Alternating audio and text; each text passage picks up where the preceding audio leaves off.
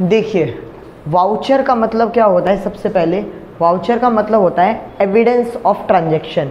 हम लोग जब भी कोई ट्रांजैक्शन करते हैं तो उसके बदले हम लोगों को एक बिल या फिर एक bill, credit note, debit note, ये कई तरीके के एविडेंस हैं, सबूत हैं, जिससे ये पता चलता है कि ये लेन देन हुआ है। तो उन्हीं लेन देनों के सबूतों के बारे में हम पढ़ेंगे कि जब हमारा उधार सेल होगा तो हमारे पास क्या सबूत होगा, जब हम किसी को पैसा दे देंगे उस बात का क्या सबूत होगा, जब किसी से पैसा ले लेंगे तो उस बात का क्या सबूत होगा, बैंक में पैसा जमा कर दिया उसका क्या सबूत होगा, बैंक से पैसा निकाल लिया उसका क्या सबूत होगा, और अगर किसी से कोई पैसा मिला तो उसका क्या एविडेंस होगा, सामने वाले के पास भी और हमारे पास भी। आज उन सभी सबूतों के बारे में बात करेंगे। तो इसीलिए इस चैप्टर का नाम है वाउचर। और आप लोगों ने एक प्रिंसिपल पढ़ा होगा, एविडेंस होना चाहिए, वेरीफाइबल ऑब्जेक्टिव कहते हैं कि आपकी सभी ट्रांजैक्शन का कोई ना कोई सबूत होना चाहिए। हर एक सबूत जो होगा वो बोलो हर एक सबूत जो होगा वो आपके एविडेंस के लिए होना चाहिए। तो सारे के सारे ट्रांजैक्शन जो हैं उनके सबूत होने चाहिए। तो आइए एक एक करके मैं वाउचर आपको पढ़ाने जा रहा हूँ और हर एक वाउचर का पर्पस बताने जा रहा हूँ कि किस संबंध में, किस सिचुएशन पर कौन सा वाउचर आपको देना चाहिए। ठीक है, तो आइए शुरू करते हैं। सबसे पहले सोर्स ऑफ डॉक्यूमेंट क्या होता है? सोर्स ऑफ डॉक्यूमेंट, बेटे पहले नाम से ही हम चीज़ों को समझेंगे। डॉक्यूमेंट का सोर्स मतलब आपने ना एक फाइल बनाई है जिस फाइल के अंदर सभी वाउचर्स हैं, सभी ट्रांजैक्शनों के सबूत हैं। ठीक है, तो वो ये बोलना चाह रहा है कि ये एक डॉक्यूमेंट है, ये एक डॉक्यूमेंट है, ये एक सोर्स है जिससे हमें पता चलता है कि इस ट्रांजैक्शन का ये सबूत है। सभी ट्रांजैक्शनों के सबूत इस डॉक्यूमेंट, इस फाइल के अंदर रखे जाते हैं, इसीलिए इस डॉक्यूमेंट का नाम क्या रखा गया है? Source of document. तो आइए पढ़ते हैं। ये बिल्कुल डिट्टो किताब की डेफिनेशन है, सेम लैंग्वेज, मैंने बस उनको तोड़ दिया है टुकड़ों में। अगर ये पॉइंट्स आपको याद हो गए और इनको जोड़ के अगर आप सेंटेंस में लिख देंगे तो बिल्कुल किताब की एक का एक शब्द मैच करेगा, एक भी शब्द इधर और उधर नहीं होगा। आइए, source of document, it is a written document. देखिए, सबूत हमेशा लिखित में होता है, ओरली नहीं होता है। ठीक है, तो it is a written document evidencing the transaction. ये एक लिखित जो लेखा जोखा है, ये एक लिखित में प्रूफ है जो कि उस ट्रांजैक्शन का सबूत है और contain the detail of transaction. और इस पर्चे के अंदर, इस फाइल के अंदर, इस डॉक्यूमेंट के अंदर, इस एनवलप के अंदर कंटेन है हर एक ट्रांजैक्शन की डिटेल। ये एक पेज है, ये एक फाइल है जिसके अंदर, जो एक रिटन डॉक्यूमेंट है, जो एविडेंस का सबूत है और जिसके अंदर ट्रांजैक्शन की डिटेल लिखी हुई है। ये सभी वाउचर एक डॉक्यूमेंट होते हैं, ये रिटर्न में होते हैं और हर एक ट्रांजैक्शन के लिए अलग अलग सबूत होते हैं। इन सभी सबूतों को हम एक फाइल में रखते हैं जिसका नाम हम क्या रखते हैं? Source of document. तो एक बार हम बिना देखे अगर हम बोले इट, सोर्स ऑफ डॉक्यूमेंट क्या होता है? It is a written document which is the evidence of transaction which contain the detail of transaction. That type of document is called source of document. I hope समझ में आ गया होगा। ठीक, next, cash memo क्या होता है? आइए देखते कैश मेमो क्या होता है। आप लोगों ने कई बार पर्ची ली होगी तो उसके ऊपर कैश मेमो लिखा रहता है। अगर हम लोग स्टेशनरी से कोई सामान खरीदते हैं तो भी कैश मेमो लिखा होता है। तो वो कैश मेमो होता क्या है? देखिए, it is a document, first of all it is a document sale of goods in cash. Please notice that word, in cash. उधार सेल के लिए कैश मेमो इशू नहीं किया जाता है। मैं दुकानदार हूँ, मैंने कोई माल बेचा है, कैश में बेचा है, तो मैं उसको सबूत के तौर पर कैश मेमो बनाकर दूंगा। तो it is a document which is issue for sales of goods. किसके लिए? सेल के लिए। किसके? गुड्स के। किसमें? कैश में। कौन देगा पर्ची? कस्टमर बायर को देगा या बायर कस्टमर सेलर को देगा या सेलर कस्टमर को देगा? सेलर कस्टमर को देगा। The document, the cash memo issue by seller to buyer. Lalit stationery वाले ने बनाया है और कस्टमर को दिया है। Issued by seller to buyer. और इसके अंदर क्या होगा? Detail of goods sold.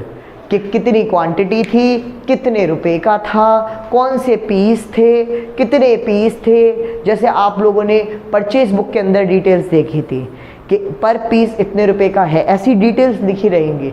तो उसी डॉक्यूमेंट को हम लोग क्या बोलेंगे, कैश मेमो। तो क्या बोलेंगे, cash memo is a document for sale of goods in cash issued by a seller to buyer which contain the detail of goods sold। तो बेसिकली कैश मेमो किसके लिए इशू किया जाता है, कैश सेल के लिए। अगर कोई पूछे कैश सेल अगर हो रही है तो कौन सा वाउचर इशू किया जाएगा, कैश मेमो। जब चार्टर्ड अकाउंटेंट कंपनी में आता है तो वो पूछता है आपकी कैश सेल हुई थी, प्लीज अपने मुझे कैश मेमो दिखाइए। ये होता है एविडेंस। समझ में आया, अगर आपकी इतनी सेल हुई है तो आप मुझे कैश मेमो दिखा दीजिए ना। तो ये इस तरीके से ट्रांसफर, समझ में आया। नेक्स्ट, रिसीप्ट किसे कहते हैं। बेटे मैं जब आप लोगों से फीस लेता हूँ और उसके बदले जो एक पर्ची देता हूँ उसी को रिसीप्ट बोलते हैं। रिसीप्ट अब होती क्या है, डिफाइन कर रहा हूँ मैं रिसीप्ट को। इट इज़ अ डॉक्यूमेंट, ये भी एक लिखित का डॉक्यूमेंट है, आप सब में रिटन डॉक्यूमेंट भी लिख सकते हैं। It is a written document issue against receipt of amount. अब देखो मैं क्या करता हूँ, मैं अमाउंट लेता हूँ, पर्ची उसके अगेंस्ट में देता हूँ। It is issued against cash. जब मैं पैसा लेता हूँ तो उसके बदले इसको देता हूँ, तो ये क्या है, issue against receipt of amount. Amount receipt करने के अगेंस्ट में मैं इसे इशू करता हूँ। अगेंस्ट का मतलब के बदले, उस पैसे लेने के बदले मैं आपको पर्ची देता हूँ। ये पर्ची किस बात का सबूत होती है कि कंटेनिंग द डिटेल। पर्ची में क्या चीज़ें मेन होती हैं, कौन सी डेट को दिया, कितना पैसा दिया और किसने दिया। पेई, याद करो पेई कौन होता है, जो अमाउंट पे करता है। तो उस पर्ची के अंदर यही तो लिखा होता है, आपने फीस मुझे कौन सी तारीख को दी, कितनी दी और किसने दी। नेम ऑफ पे का मतलब क्या होता है, पेमेंट करने वाले का नाम। तो रिसिप्ट क्या होती है, it is a document which is issued against the receipt amount containing the detail of date, amount और नेम ऑफ द पेई। कोई दिक्कत, तो इस चीज़ को क्या बोलते हैं, रिसिप्ट। कोई इशू, क्लियर। अगला इनवॉइस। इनवॉइस क्या होता है, इट इज़ ए डॉक्यूमेंट। आप लोगों ने सुना भी होगा इनवॉइस। इनवॉइस होता क्या है, it is a document which is issued sales of goods on credit. ये क्या था, ऑन कैश, और ये क्या है, ऑन क्रेडिट। उधार सेल के बदले इनवॉइस दिया जाता है। अगर कैश सेल होती है तो कैश मेमो इशू होता है, अगर क्रेडिट सेल होती है तो इनवॉइस इशू होता है। सर ये आप कैसे बना पा रहे हैं, मैं डिफरेंस से बना पा रहा हूँ। सेम डेफिनेशन है, बस एक वर्ड का डिफरेंस है, कैश और credit. It is a document which is issue on sale of goods on credit. अब क्रेडिट पे जब होता है तो अलग तरीके की पर्ची होती है। क्या होगा, containing the detail of goods sold, वो तो वहाँ भी थी, and contain also the name of buyer. Main चीज़ ये है, याद करो मैंने अकाउंटिंग इक्वेशन जब चैप्टर कराया था तो मैंने बोला था अगर किसी पर्सन का नाम लिखा है तो समझ जाओ उधार है, क्योंकि उधार में पर्सन का नाम बहुत बड़ा रोल प्ले करता है। अगर नाम लिखा है तो ही तो पहचान पाते थे कि ये उधार है, और अगर उधार है तो नाम, पता, एड्रेस सब लेना बहुत ज़रूरी होता है, क्योंकि हमें उससे पैसा रिकवर करना है। कोई दिक्कत। तो क्या बोलेंगे इनवॉइस को, it is a document sales of goods on credit containing the detail of goods sold and contain also the name of buyer. तो एक चीज़ पता चली कि कैश मेमो का उल्टा क्या होता है, इनवॉइस। हम अपोजिट वर्ड याद करेंगे तो इससे हमें डेफिनेशन याद करने में आसानी होगी। कैश मेमो किसके लिए होता है, कैश सेल, कैश वर्ड आ रहा है तो कैश सेल, और इनवॉइस किसके लिए होता है, क्रेडिट सेल। सुनिए अब नेक्स्ट जो हम लोगों का वाउचर हम पढ़ने जा रहे हैं उसका नाम है पे इन स्लिप। पे इन स्लिप क्या होता है ये मैं बताता हूँ। बैंक में जब आप पैसा जमा करने जाते हो तो जो आपको पर्ची या फॉर्म मिलता है, जब बैंक वाले से कहते हैं भैया पैसे जमा करने वाला फॉर्म कहाँ मिलेगा, कहते हैं ना आप लोग, ये वही है। और आज के बाद कभी ये मत बोलना अगर आप कॉमर्स स्टूडेंट है पर्ची जमा करने वाले, पैसे जमा करने वाले पर्ची देना, नहीं भैया पे इन स्लिप कहाँ पे है, ठीक है। क्या बोलोगे पे इन स्लिप कहाँ पे है, तो सुनिए क्या होता है पे इन स्लिप। आप देखिए आपको वो पैसे जमा करने वाले फॉर्म की फीलिंग आएगी इनकी लाइंस में। देखिए जरा, it is a form, it is not a document. First of all it is not a document, ये कोई डॉक्यूमेंट या दस्तावेज नहीं है, ये एक फॉर्म है। It is a form available by bank, bank द्वारा उपलब्ध कराया जाता है। बैंक ही तो उपलब्ध कराता है कि हम अपने घर से छपवा के लाते हैं, या वो कहते हैं नहीं जी जाइए साइबर कैफे से जाइए प्रिंट करा कर लाइए तब आप भरेंगे, नहीं, ये फॉर्म बैंक खुद उपलब्ध कराता है। It is a form which is available by the bank for deposit of amount into bank. किस लिए अवेलेबल कराता है, पैसे जमा करने के लिए। उस फॉर्म को क्या बोलते हैं, पे इन स्लिप। अगर वो कहता है सर ये सबूत कैसे है, सर ये सबूत किस चीज के कैसे बन पाएगा, ये एविडेंस कैसे होगा। आप याद करो जब आप पैसे जमा करके आते हो तो आप करीबन 4-5 दिन तक ना पर्ची को खोते नहीं हो, जो स्टैंप लगा के फाड़ के आपको दे देता है, एक अपने पास रहता है, उस पर्ची को आप खोते नहीं हो। क्यों, अगर बाई चांस, मैं तो कहता हूँ अगर बाई चांस वो पैसा आपके अकाउंट पे नहीं आया तो आप कैसे प्रूफ करेंगे कि आपने पैसा जमा करा था, तो आपके पास क्या होगा, सबूत होगा। ये तो पे इन स्लिप क्या होगा, आपका एविडेंस होगा, ये वेरीफाई करने के लिए दैट कि आपने ये पैसा बैंक में जमा करा था, ये उसकी आधी रिसिप्ट है। तो एविडेंस हुआ या नहीं हुआ, तो इसीलिए इसको हम लोग वाउचर के अंदर पढ़ते हैं। It is also one of the type of voucher which is the evidence of transaction. It is evidence ना, सबूत है किस चीज़ का, ट्रांजेक्शन का, that I deposit money into bank, cash book, deposit money into bank का evidence कौन है, पे इन स्लिप। ठीक, नेक्स्ट चेक क्या होता है, बहुत ही सुंदर डेफिनेशन है। देखो चेक का नया मतलब पता चलेगा। It is a order to bank, oh my god, order to bank. आपने चेक दिया है, मैंने चेक दिया इसको, और मैं इसने बोला मैं बैंक को ऑर्डर दे रहा हूं, बैंक इसको पैसे दे। सही बात, सर आप ऐसे कैसे बैंक से बदतमीजी से बात कर सकते हो, क्यों भाई, मैंने पैसे जमा नहीं करे हैं तो मैं मांग नहीं सकता। मैंने बैंक में जब पैसा जमा करा था तब बैंक कहता है जी सर लाइए सर, हाँ ओके सर ठीक है सर। अब क्या हो गया, जब मैं पैसे मांग रहा हूँ तो मैं पैसे मांग भी सकता हूँ और अपने पैसे किसी को दिलवा भी सकता हूँ। तो चेक मैंने बना के दिया, भाई ये ले चेक 10,000 रुपये का, जा मेरे बैंक अकाउंट से पैसे ले ले। तो एटीट्यूड क्या था, it is a order to bank, ये बैंक को ऑर्डर है, क्या, इन राइटिंग, लिखित में ऑर्डर दे रहा हूँ, फोन पे नहीं, लिखित में ही तो है signature. It is a order to bank in writing to pay the specified amount. Specified amount मतलब जितना चेक के डब्बे में मैंने मेंशन कर रखा है, मैंने स्पेसिफाई कर रखा है। It is a order to bank in writing to pay specified amount to the bearer. Bearer का मतलब होता है धारक, जिसके हाथ में है, जिसके हाथ में है या तो उसको दो जितना अमाउंट मेंशन है, या जिसका नाम लिखा है उसको दो। जिसके हाथ में है चेक या तो उसको दो, अगर नाम नहीं लिखा, अगर चेक पर आपने mister A mister B mister C कोई नाम नहीं लिखा तो जिसके हाथ में चेक है उसको पैसा दो, या फिर जिसका नाम लिखा है चेक पर उसको पैसा दो। और again repeat, cheque, it is an order to bank in writing to pay the specified amount to the bearer or the person who have name on it। आप ये बैंक को ऑर्डर है राइटिंग में कि ये जितना अमाउंट मैंने check में लिख रखा है आप उतना पे करें, किसको, जिसके हाथ में चेक है उसको, अगर नाम नहीं लिखा है तो, और अगर नाम लिखा है तो उस पर्सन को जिसका नाम लिखा है।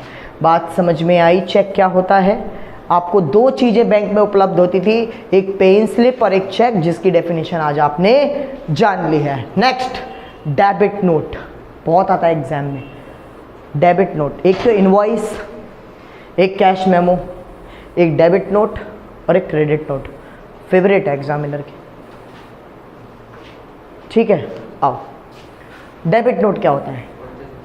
इशू बाय फर्म, मैं अगर फर्म हूं, मैं इशू कर रहा हूं, ठीक है जी, किस लिए?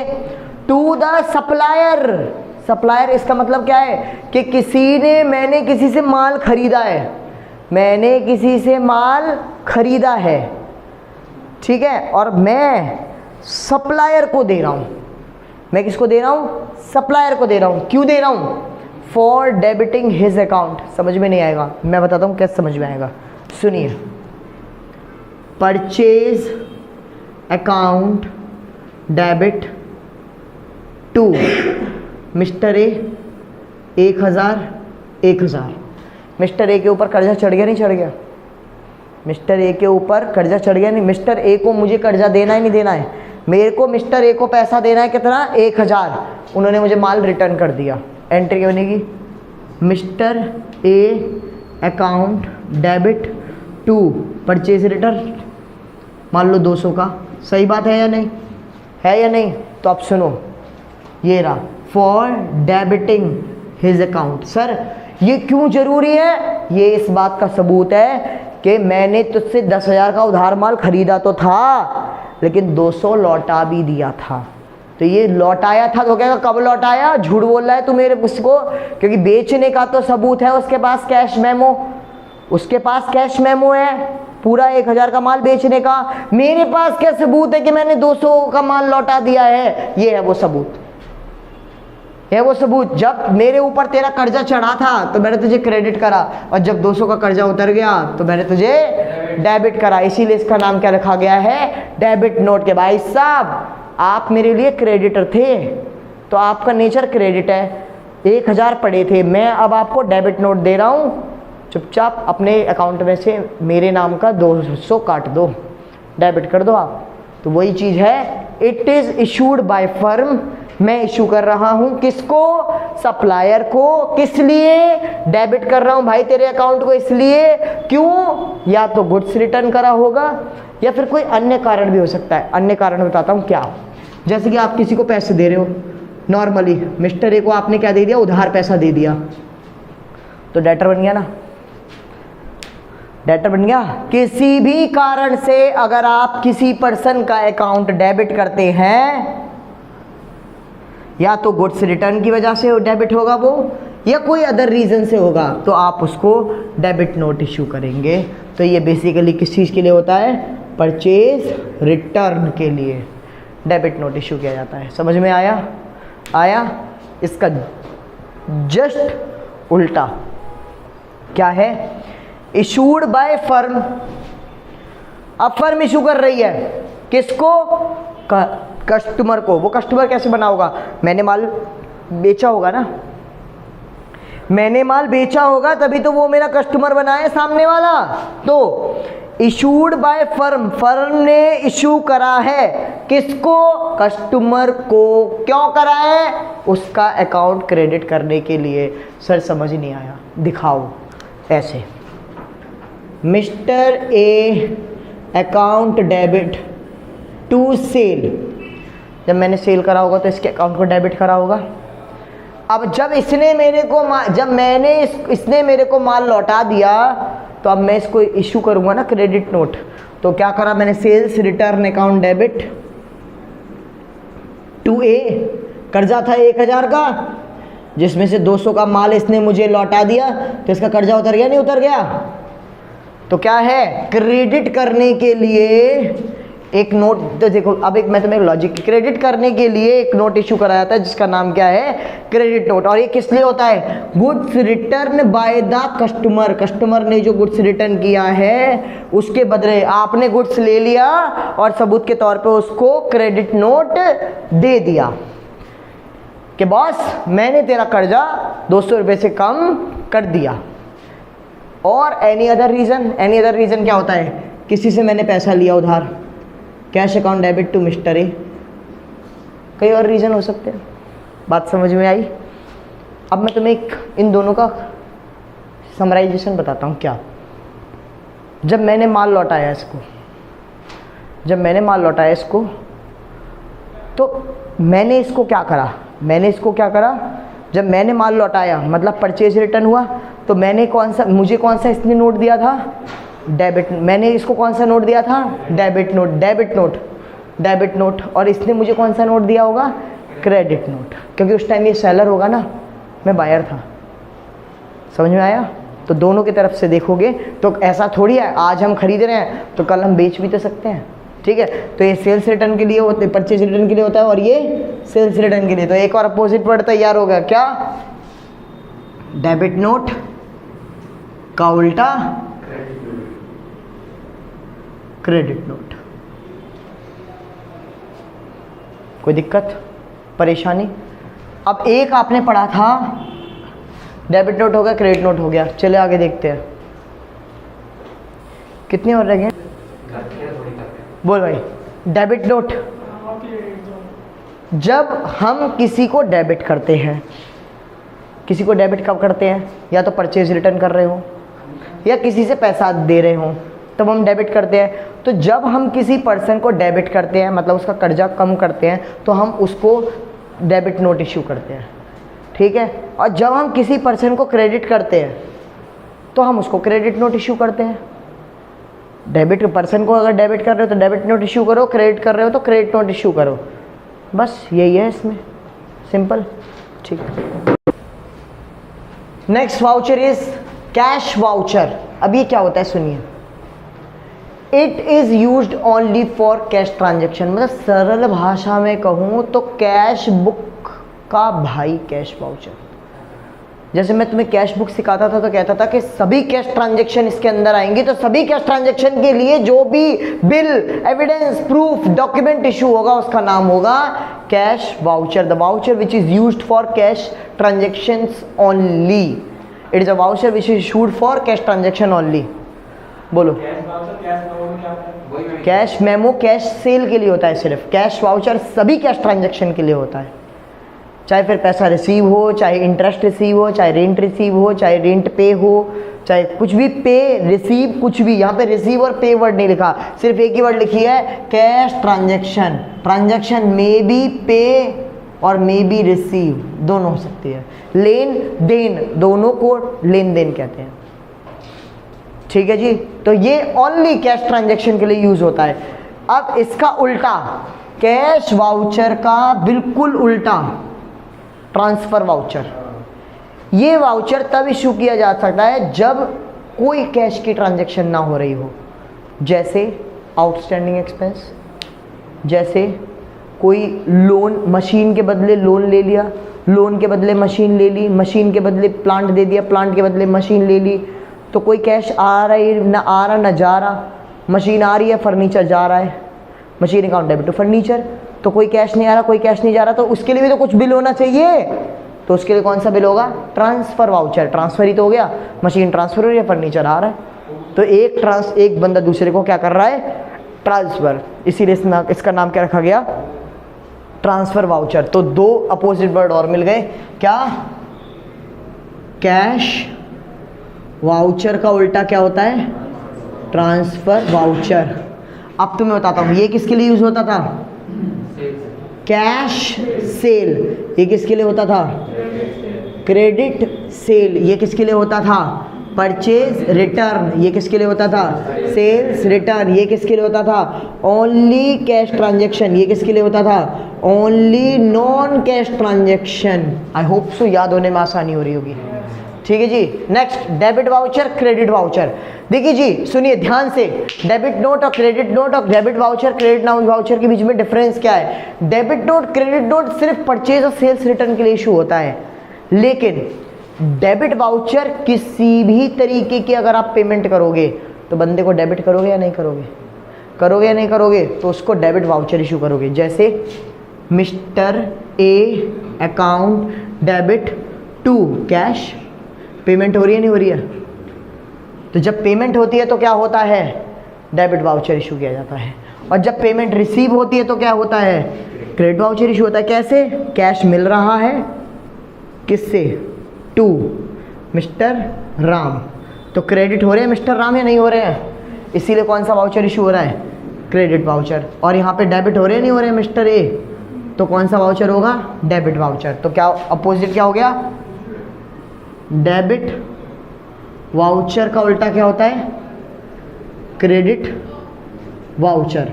डेबिट वाउचर किस चीज़ के काम आता है, पेमेंट के, और क्रेडिट वाउचर किस चीज़ के काम आता है, रिसीव्ड के, पेमेंट रिसीव्ड। समझ में आया, नहीं आया, ऑल क्लियर, कोई इशू। लास्ट, अकाउंटिंग वाउचर क्या होता है, ध्यान से सुनिए।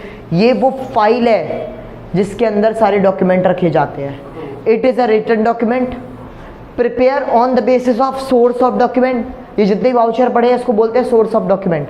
तो ये एक डॉक्यूमेंट है, फाइल है जो बनाई जाती है इन सारे वाउचर्स के बिना पर, मतलब उसके बेसिस पर, ये शो करने के लिए कि कौन सी ट्रांजैक्शन डेबिट है, कौन सी ट्रांजैक्शन क्रेडिट है, और क्यों डेबिट है क्यों क्रेडिट है। ऐसे डॉक्यूमेंट को बोलते हैं अकाउंटिंग वाउचर। समझ में आया, ये था आपका वाउचर चैप्टर। अब सिर्फ इसमें क्या रह जाता है, वाउचर बनाते कैसे हैं। बहुत सिंपल है, वाउचर के फॉर्मेट दे रखे हैं, उनके अंदर बस आपको नाम भरने हैं, सिर्फ नाम। जैसे आप लोगों ने बैंक के फॉर्म देखे हैं, फॉर्मेट पहले से सेट होता है, सिर्फ क्या लिख देते हो, बैंक अकाउंट नंबर अकाउंट की जगह, नाम नाम की जगह पर, बस और कुछ नहीं। यही सब चीज़ें हैं। डेफिनेशंस मेन थी जिसकी वजह से आप ये पहचान पाएंगे कि कब डेबिट वाउचर का फॉर्मेट बनाना है, कब क्रेडिट वाउचर का फॉर्मेट बनाना है। समझ में आया, किसी को कोई डाउट, कोई इशू। 8 वाउचर तो ऐसे ही याद हो गए, 1 2 3 4 और 4 का उल्टा। मैंने 14 चीज़ पढ़ाई है जिसमें से एक सोर्स ऑफ डॉक्यूमेंट है, एक अकाउंटिंग वाउचर है, 2 8 और 2 10, बच गए 4। बोलिए, जिसमें से एक चेक और एक बैंक है, एक चेक है और एक इनवॉइस है। या उसको याद कैसे कर सकते हो, सुनो। एक क्या था, पेन स्लिप। पेन स्लिप किस काम आता है, पैसे जमा करने के, और चेक किस काम आता है, पैसे निकालने के। एक डिपॉजिट के लिए और एक विड्रॉ के लिए। लो जी, और हो गया अपोजिट वर्ड याद। कोई दिक्कत परेशानी, नोट्स अवेलेबल है सबके पास, पूछना है कुछ। Thank you very much.